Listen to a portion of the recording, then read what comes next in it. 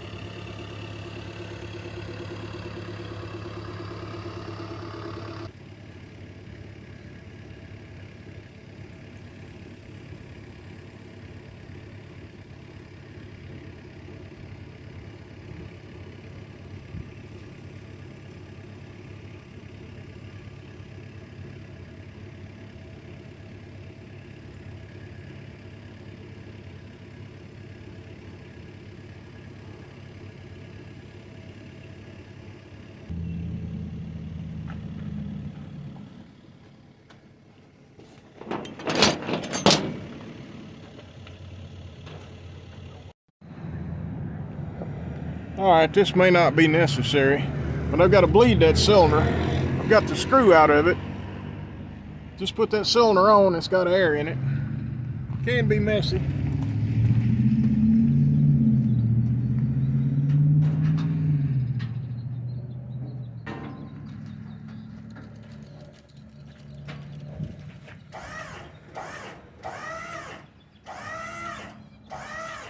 There it is.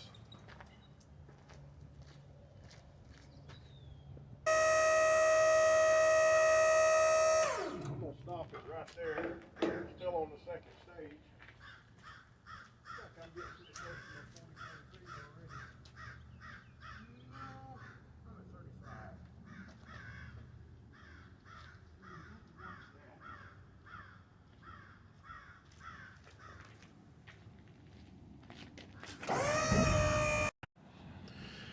All right, folks, I'm back. My son come down here and helped me, and we got this cylinder on. And I run it up and down a little bit without you. Wind's been blowing all day. It's been kind of cold today, and there's been a lot of traffic. Didn't feel like trying to video all of that. As you see, I got a little bit of it, but not much. But anyway, we got it on there, and it works. It's great. We've got 56 degrees. That's how steep we are, right at 56. And that's kind of what we were trying to get. That's kind of what the figures told us we'd get by changing the 108 rod out for a 135. And we measured that a while ago. That is 135. So that works out on a 7x14x3. Any of the 7x14 Texas Pride dump trailers, it's going to work out.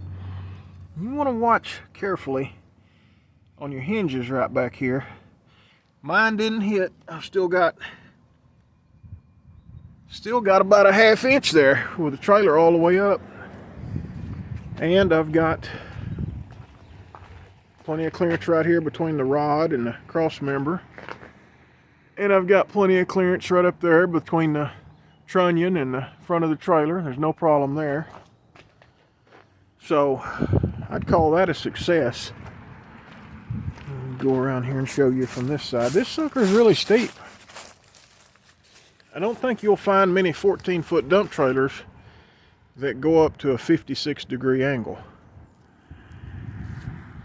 If you order a 14-foot dump trailer from Texas Pride, be sure and tell them, and some of the salesmen are not going to know, because mine didn't know, because I asked him when I was speccing this trailer if they had a longer cylinder and if we could make this trailer steeper. And he told me no, all their cylinders were the same between the 12 and the 14 and the 16. When I got down there to pick this up, real knowledgeable feller from across the road that works in the shop, Travis, he comes over and he helps you hook your trailer up and adjust your hitch and get away from there and everything. I was talking to him about it, and he told me, he said the 16s are different. He said they have a longer cylinder. They have a 135-inch cylinder. I'm like, oh, really?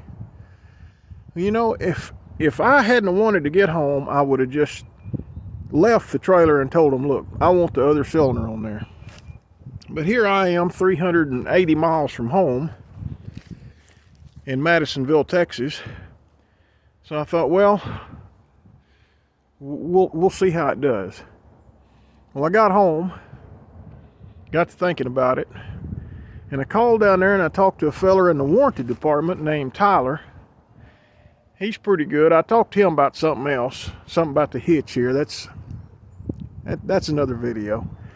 But anyway, I told him what had happened, and I told him, look, I could have got this longer cylinder to start with. And he's like, well, we can't take your cylinder back because we'd consider that used, even though you hadn't really used it.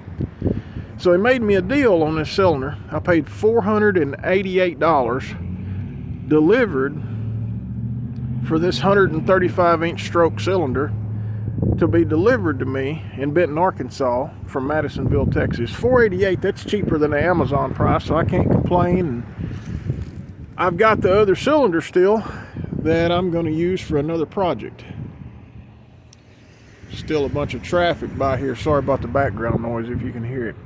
Anyway, I've got another cylinder left over. Basically, it cost me $488 to have a 108-inch telescopic cylinder left over. I'm not mad about that because I've got a smaller dump trailer I'm building that I can use that on. I'm happy with this situation right here. I've got 56 degrees. And that worked out well. Now there's one thing I ran into. Well, there's two things I ran into. One of them, the hydraulic reservoir is barely big enough for that longer rod. Just barely. It'll work, but it's It's just barely got enough capacity. When it's all the way up, you've just got a very tiny amount of fluid, like 3/4 of an inch of fluid in the bottom. It's just barely still sucking. The other thing I ran into, let me let this down. It comes down fast, that's good. And I'll show you the other thing I ran into that I kind of frowned on a little bit. You know, I'm not trying to beat them up. I like Texas Pride. Basically, you can buy a trailer half price there of what it's going to cost you at Diamond C, but you're going to have to do a few things to make it just like you want it. That's just how it is. And I honestly don't think I could go to Diamond C and buy something and it be 100% what I want. It's still going to have to be things that's custom. All right. Here's something that should have been caught. And I don't know if the engineer knows this is going on or what. But this trunnion right here, where it's bolted on, some of their older trailers, I'm pretty sure they had 4 bolts on each side of that trunnion holding that bearing cap on there. This one's only got 2 on each side. Well, okay, well, maybe that's strong enough. If you figure it, 4 3/8 bolts, shear strength of 4 of them is like 35,000 pounds if they're grade 8. Okay, when I took this apart, you see that? See the 3 tick marks? This had grade 5 bolts in it. You don't put grade 5 bolts in something like that. So I put grade 8 bolts in there. Now, I didn't have enough grade 8 3/8 bolts to go down there where that pin goes through the bottom, but I'm not worried about it because it's sitting in a saddle anyway. I might change them later, but this is what's important. I mean, you may think this is somewhat captured, and you're a little bit right. These caps are captured a little bit, but they're not setting in there. The metal's not touching. I mean, the bolts are holding it, and if they break, bad things are going to happen. So if you buy one of these, look at your fasteners. Make sure, my magnet caught me on my tripod here. Make sure they're a grade 8 bolt. And I am going to talk with them about this because those should have been grade 8, and I think they'll agree with me. But, you know, again, I'm not trying to beat them up about it. I knew at this cost there were going to be things that I had to do to this trailer to make it just like I wanted it. And there's other things. I'm gonna weld the braces in there like the 4-footers have, like the 4-foot, on the 4-foot sides they have some braces in there above the fenders on the body. I'm gonna put those in there. They give them to me. It's nice about that. They give them to me when I was down there in Madisonville. I'm gonna put those in there. I'm glad I'm putting them in myself because I'm cutting the fenders off of the frame and I'm moving the fenders up there on the body because I'm gonna plate the outside of this frame. Now that's 1/4 inch thick, 2 inch by 8 inch rectangle tube for a frame. But it ain't doubled except to right back there, right in front of the front spring hanger. Okay?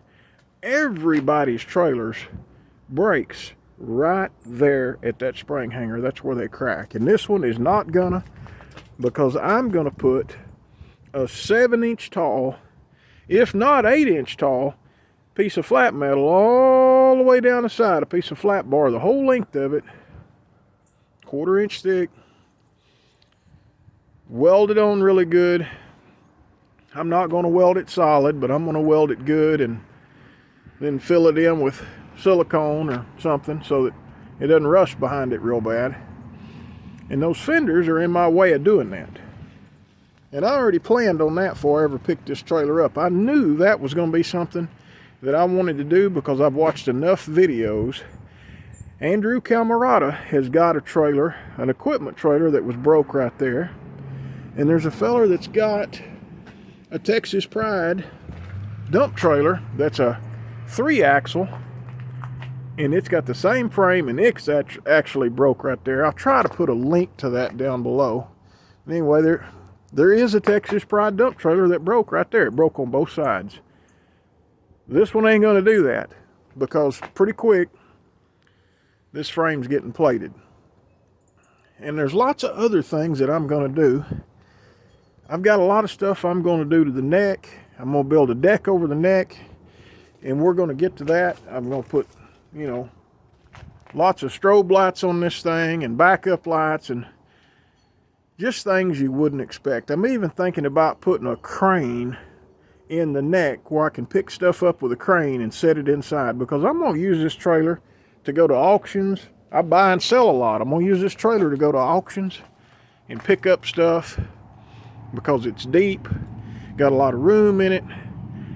I'll have the deck over the neck. This will be better than taking my tandem dual gooseneck flatbed trailer. I'd rather have this. And you know, this is rated to carry just about as much. So keep watching, and keep watching the modifications, because there's more to come.